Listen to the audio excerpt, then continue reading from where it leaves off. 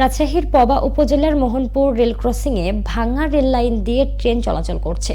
রবিবার ভোররাতে এ ঘটনার পর স্থানীয়দের মধ্যে উদ্বেগ দেখা দেয়। সকালে ভাঙা লাইনের ওপর দিয়েই রাজশাহী থেকে বনলতা এবং চিলাহাটি এক্সপ্রেস ট্রেন যাত্রা করে। পথচারীরা ভাঙা অংশটি দেখতে পেয়ে রেলওয়ে কর্তৃপক্ষকে খবর দেন।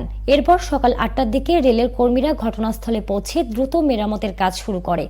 এর আগেও একই স্থানে রেল লাইন ভেঙে যাওয়ার ঘটনা ঘটেছিল, তখন তা মেরামত করা হলেও ফের একই জায়গায় সমস্যা দেখা দেয়।